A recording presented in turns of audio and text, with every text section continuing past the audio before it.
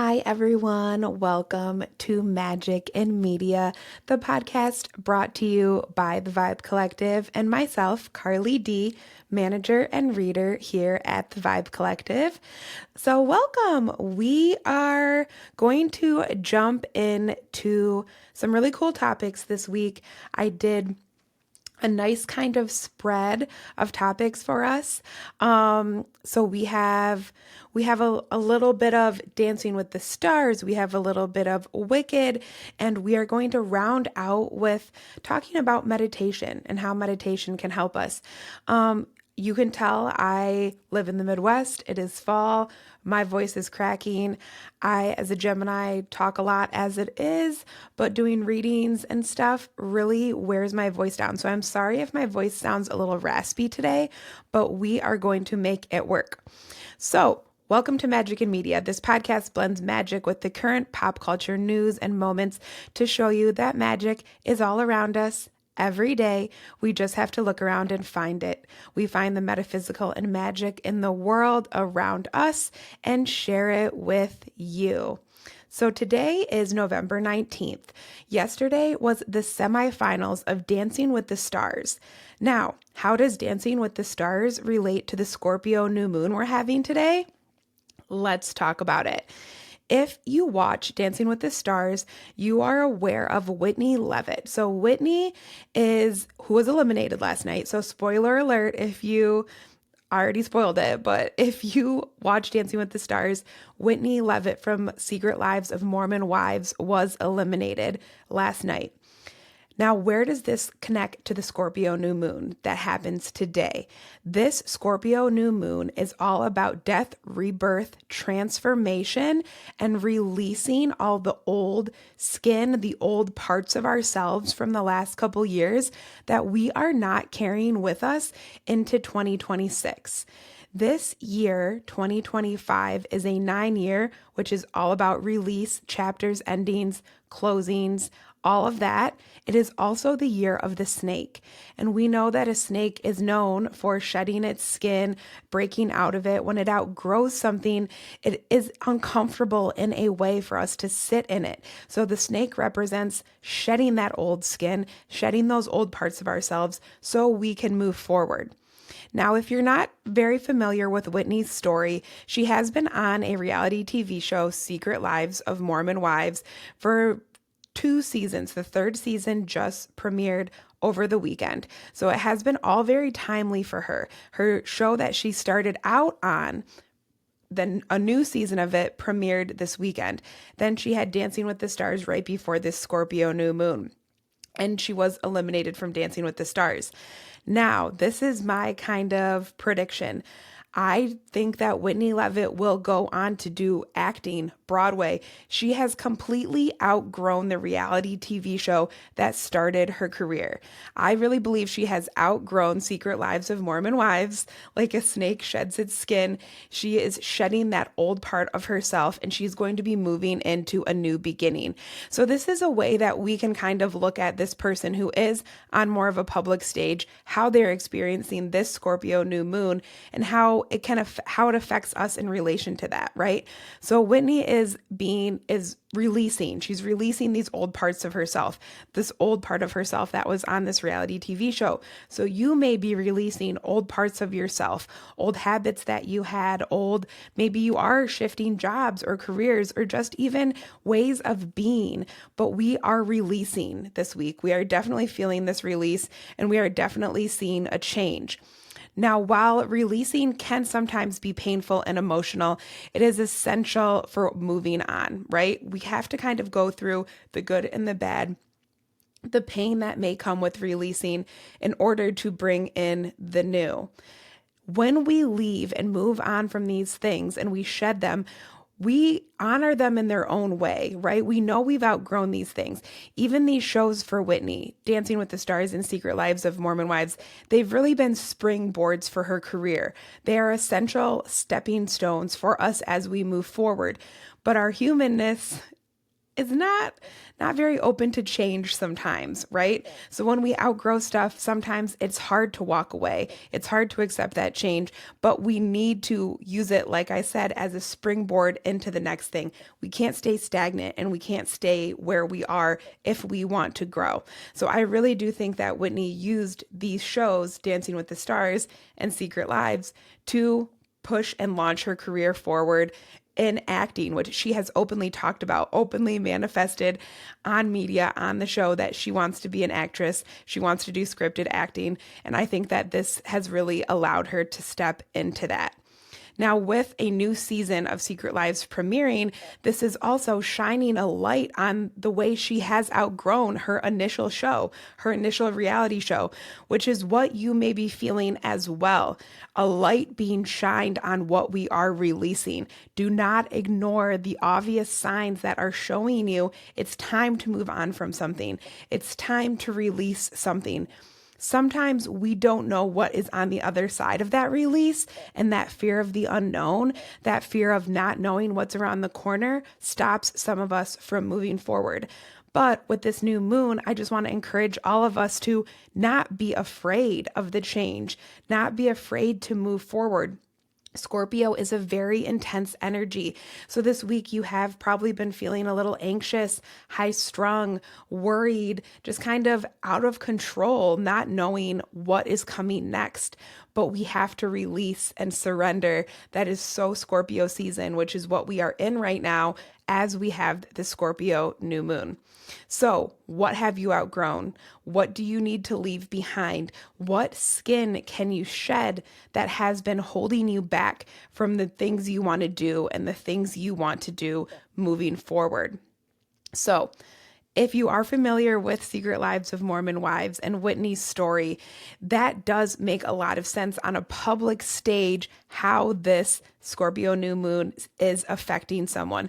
And something that helps me a lot in learning astrology is to look at public figures, celebrities, as they are going through certain things and explore their birth charts, because it's like looking at it through a metaphor, if that makes sense.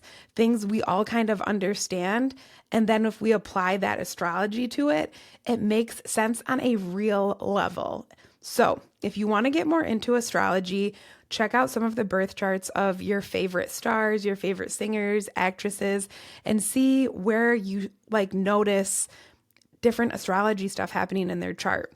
It's very interesting, but I think that this story of Whitney Leavitt is just very prominent right now in media, on TikTok. Dancing with the Stars is a huge, huge show, and her elimination is her release, is her Scorpio new moon, and we are seeing it broadcasted on national television. So I thought that that was a really interesting way we are seeing this moon transit affect someone in the public eye. And again, it may look a little scary. It may look a little intense. That is so Scorpio, but it is all for her greater good. So know that whatever change is happening for you is for your greater good as well. It is emotional. We're emotional right now during this new moon. I feel it. Lots of people around me feel it. I'm sure you're feeling it too. We are saying goodbye to old versions of ourselves and that can be scary. That can be hard. It's all we have known, but we often outgrow space. And when we keep trying to fit in anyway, we can't fit. The skin will break open. We have to push it off, and we have to push into the newness. And the newness may feel scary. It may feel raw. It may feel vulnerable, but we will learn. We will grow, and we will get stronger. So do not be afraid of change. Do not be afraid of what's on the other side of change, even if it is scary. Think of all the other journeys you have started. They're all a little scary at the beginning, but we know we have to keep moving forward, and we can't stay stuck. So do not stay stuck this Scorpio new moon. If you're listening to this week of, today is November 19th, then do some releasing. Even if you're just saying it out loud in the car, I release these old habits that don't serve me. I release the fear of the unknown that does not serve me, and just release even verbally what you want to let go and be free from as we move into 2026, because I really feel that this new moon, this big releasing Scorpio new moon, is setting us up for the rest of the year to hold the energy that's starting 2026. So get that release out now, especially while we are still in this Mercury retrograde, which is very heavy, mucky times. And I like to be very real with that when we are all going through these kind of astrological shifts of Mercury retrograde and Scorpio season. This is heavy, intense, mucky, sometimes hard energy. And if you're feeling that this November, you're not alone, but we can find ways to learn about ourselves in the hard spots. The hard spots are necessary. They are not fun all the time, but they are necessary for our growth. So release. I give you permission to release anything that you need to, no matter when you're listening to this. Take a deep breath and let it out. Release. Now, for our second story, Wicked for Good is coming out this week. So Ariana Grande, Cynthia Erivo, we love Wicked. Of course, Wicked has the witch aspect to it with Elphaba and Glinda, which as a magic person, I love. I have always loved Wicked. It is a great story about being yourself, being true to yourself. And the music is amazing and wonderful too. Now, what we're going to talk about today is the symbolism in Wicked. So there is a lot of witch in Wicked, right? Like they're both witches, the good witch, the bad witch, the duality of it all. But each individual, Elphaba and Glinda, actually have a lot of symbolism and little things in their characters that I notice are very true of the metaphysical world and the magic world. So we are going to talk a little bit about the symbolism in Wicked. So if you're going to see Wicked for Good this week, it'll give you a little something extra, to think about, a little something extra to chew on as you are watching those two amazing women belt out all the Wicked songs, and it's just amazing. So here is some symbolism about Wicked. We are going to start with Elphaba. So Elphaba has her broom, right? The witch with her broom. And in the metaphysical or in the witch world, brooms are used to sweep away negativity or to get negativity away. Her character, Elphaba, receives a lot of negativity and negative attention. I mean, they quite literally believe she is wicked. It doesn't get much more negative than that. So having a broom be a big symbol and something that she uses throughout the movie to fly away, to embrace her freedom, I think is also a way of sweeping away the negativity around her, because there is this buildup of negativity around us if we're not cleansing, if we're not releasing it. So she always has this broom with her to sweep the negativity away as she focuses on staying true to herself. She also wears black, which we use for protection in the metaphysical and magic. In fact, many protection crystals are black or dark in color, and we use those to protect our energy, especially when we feel negative energy being pushed towards us or just around us. So just the fact that everything she wears is all black just has this air of protection around it, right? So if you are wanting to get more into crystals and to use protection crystals, black obsidian, black tourmaline, smoky quartz, which is a dark brown color, are all crystals you would use for protection, and they have that dark or black color. Those are tools that we can always use for ourselves too, even if what we're doing is not popular. Very similar to Elphaba. She is using her broom, her black clothes to protect herself because she's not doing what is popular in this movie, right? She's staying true to herself and true to her morals. So there may be times where you need to protect your energy because people around you may not agree with it and they may be sending some negative energy towards you. It's okay to disagree with people, but let's protect our energy. And Elphaba is very good at that. She protects her energy because what she's fighting for and what she stands for is very important to her. So as I'm doing this research, I noticed a lot of the time she has protection symbolisms around her, symbolisms, protection elements and symbols around her. And that is very important for a lot of us, I think, to protect our energy and stay true to ourselves. That is a huge part of Elphaba, right? Is staying true to yourself, even if it's not popular. Another thing we all know of when we think of the Wicked Witch and Disney, and if you saw the first Wicked, is the flying monkeys. Flying monkeys are also her protection, right? As we know them in Wizard of Oz, they're looking out for her. They're watching out for her. They're her little spies. Again, another layer of protection around her, of people looking out for her. And there is just so much protection elements around Elphaba. It was really interesting as I started to really research this and write everything out, how much I noticed you could just keep looking and looking and finding elements of protection around her.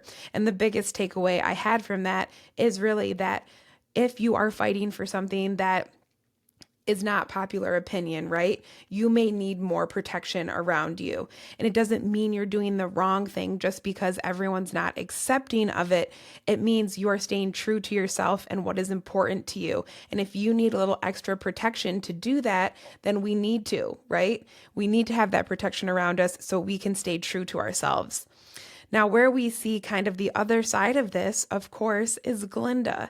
A big aspect of this movie is that they are almost opposites of each other, but there are so many similarities in magic and how they connect to each other and the way they are misunderstood. Such a deep movie. Obviously, we could get into all of that. We are going to talk a little bit about the duality of them, but let's stick to the symbolism we see in the characters. So Glinda has a star at the end of her wand, and in metaphysical and magic, a star often represents hope, a new beginning.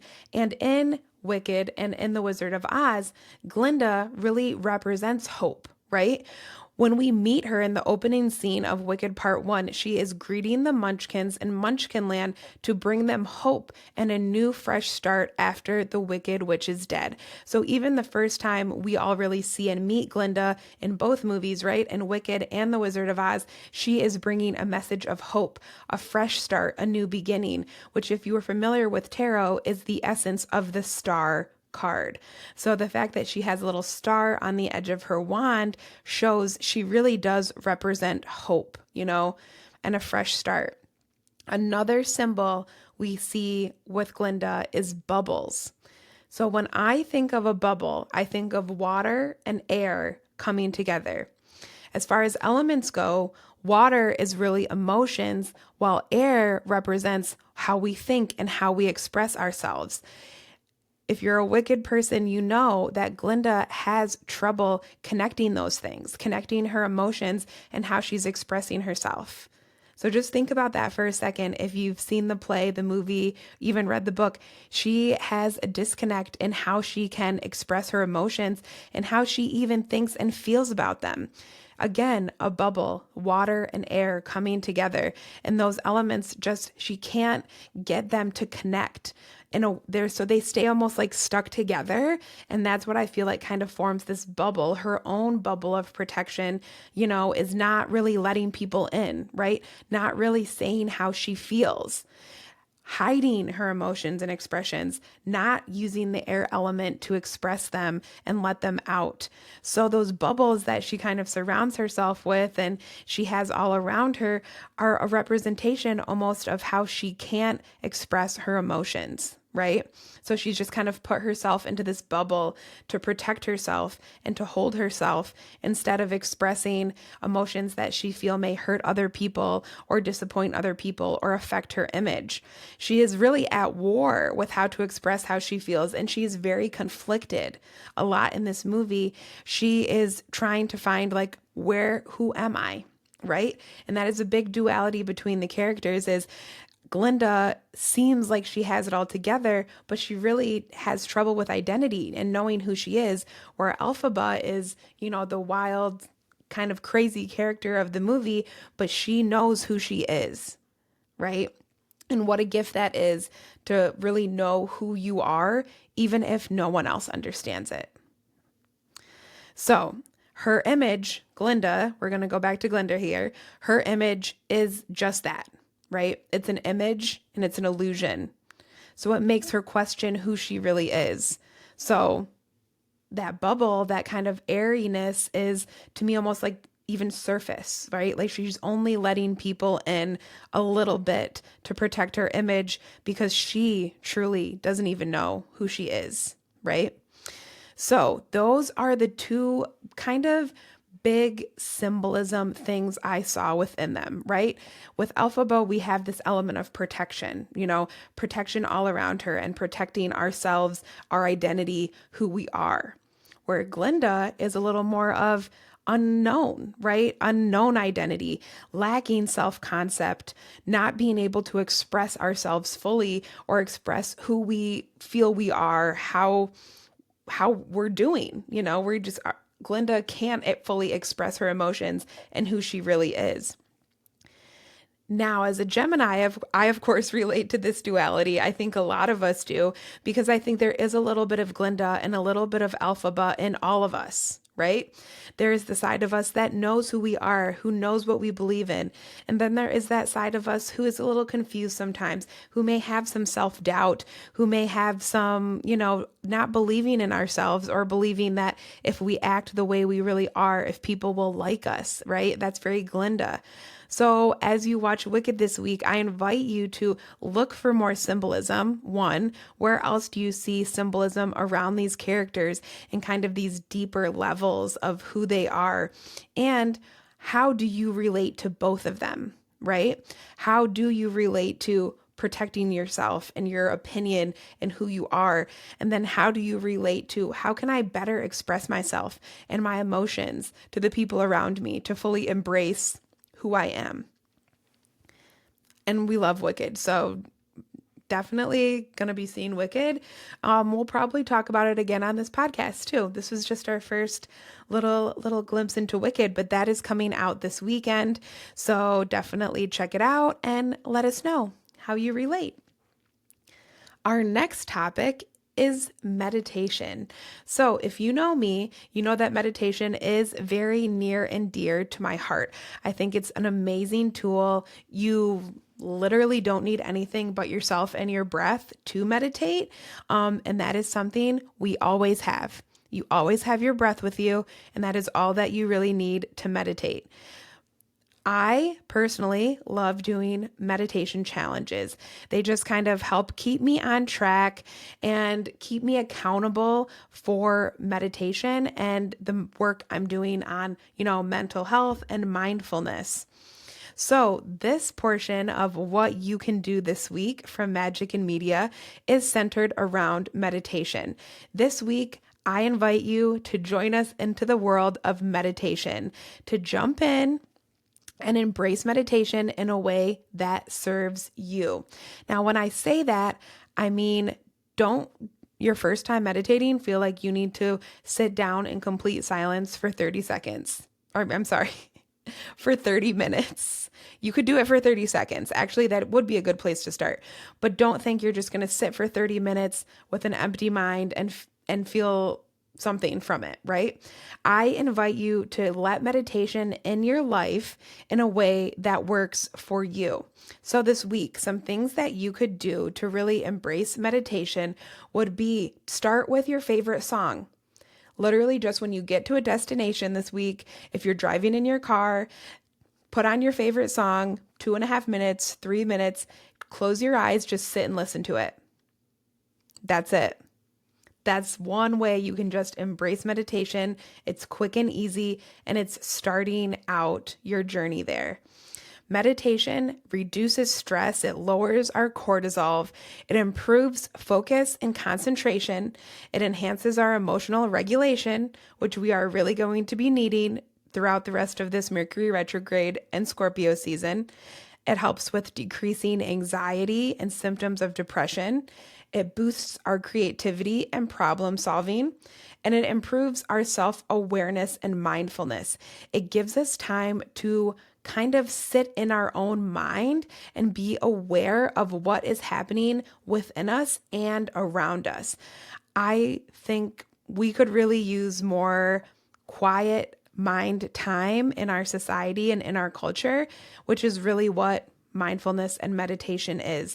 I've said before on this podcast, if you don't take time to sit still and really sit with yourself, we won't be inspired. We won't learn new things about ourselves. So it's very important that we take time away from screens, away from constant stimuli, to let our brains kind of turn the wheels so we can be inspired, so we can think of new things, so we can improve that creativity and that problem solving.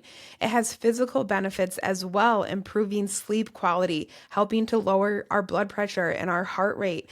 So if you are feeling, especially in 2025, this heightened cortisol and this heightened stress, I know I have been feeling it. Meditation is something that can help you bring that down a little bit, bring that stress and that cortisol down, starting with meditation, right? Nice and simple. Like I said, you don't need to go buy any supplies. You don't need to do anything but sit with your breath and be mindful, right? That's literally one of the greatest things about meditation. Now, tying it into our show, there are a lot of celebrities, athletes, musicians who use meditation, and it is a great tool, right? I think we talk a lot about meditation, but why I really want to get into it in this episode is that's just it. We talk a lot about meditation, but how often are we walking the walk? Are we actually meditating? Are we actually putting that timer on or listening to that guided meditation and going inward and getting to a place where we can sit in our headspace a little bit? If you're someone who meditates, you know that when you kind of you get there, right? When you kind of get to that spot where you see yourself in your mind's eye and you can have some self-awareness, you can have some downloads or messages come through. It is very powerful. It is very poignant, but we do not often do that in this society. We often are TV screens everywhere, news everywhere, constant stimuli. It's really like the opposite of meditation. So that is why I think we really need to, like I said, not just talk about it, but be about it more. Going into the celebrities who use meditation, there is a quote here from Hugh Jackman that just really spoke to me about how meditation can help you. And this is his quote. Now, I meditate twice a day for half an hour. In meditation, I can let go of everything. I'm not Hugh Jackman. I'm not a dad. I'm not a husband. I'm just dipping into that powerful source that creates everything, and I take a little bath in it. That's exactly what I'm talking about of when you get to that place in your mind's eye. So if you are someone who wears a lot of hats, who has a lot of responsibilities, this really speaks to you, right? I'm not all those things. I'm not my persona. I'm not a dad. I'm not a husband, he says. I'm literally just myself. And I'm taking a minute to dip into that powerful source of self and all that it creates, because you can't be a good all those other things, dad, husband, actor, if you're not paying attention to that relationship with self. Right? Another athlete who uses meditation is Simone Biles. Simone Biles is amazing. I've listened to so many interviews about her and the pressure on Olympic athletes, and it's absolutely insane. So she has to be mentally strong, and she has done so much work on this. She's been very vulnerable about how hard it is with your mental health when you're an athlete, and she uses meditation and credits meditation and therapy helping her work in this high stress place, right? And I'm thinking, when I listen to Simone Biles interviews, if this can help Simone Biles, a world-class athlete, then I can meditate, right? I can do this and help build my mental strength. She truly is an icon in the athletic space, and I think her championing something like meditation is so inspiring because, again, it all goes back to our sense of self. For Simone to be a good athlete, a good wife, a good friend, a good ambassador, she has to have a strong sense of self and self-worth, and meditation really can help with that and help you connect to yourself and tap into that power that we have within. Like the Hugh Jackman quote, he says, I feel that power inside of me when I meditate, it is because we're sitting still with it, right? So it does have so much power when we really lean into it and do the work when it comes to meditation. Another amazing, inspiring multi-hyphenate who uses meditation is Lady Gaga. And if we think of Lady Gaga as an artist, she is also someone who stays very true to herself, right? She stays very true to herself and what she believes in and supporting what she believes in and rights of everyone and her fans, and she is not swayed. She has a very strong sense of self. Again, she uses a lot of meditation and credits meditation for this. I can't stress it enough, right? Our relationship with ourself is the most important relationship we will ever have in our entire lives. And I'm going to say that one more time. Our relationship with ourself is the most important relationship we will ever have in our life. All other relationships stem from our relationship with self. So what can you do this week to bring more magic into your life? Meditate. Sit with yourself. Get to know yourself even for a minute. Just start meditating for 1 minute. Set the timer. Sit in silence wherever you are. 1 minute. Next week, maybe it's 3. Maybe you start looking up some guided meditations. Maybe you join the Vibe Collective for an upcoming meditation challenge so you can work with others growing in a space and being accountable for our meditation practice. I have often said that meditation is like going to the gym for your mind and your spirit, right?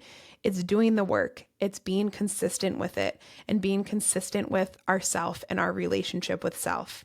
So if this Scorpio new moon this week is also maybe bringing up some identity stuff for you, right? Some self-doubt or just not knowing or trusting yourself, I encourage you to meditate this week in a way that works for you. It doesn't mean you have to have the little pillow or the singing bowls or crystals all around you.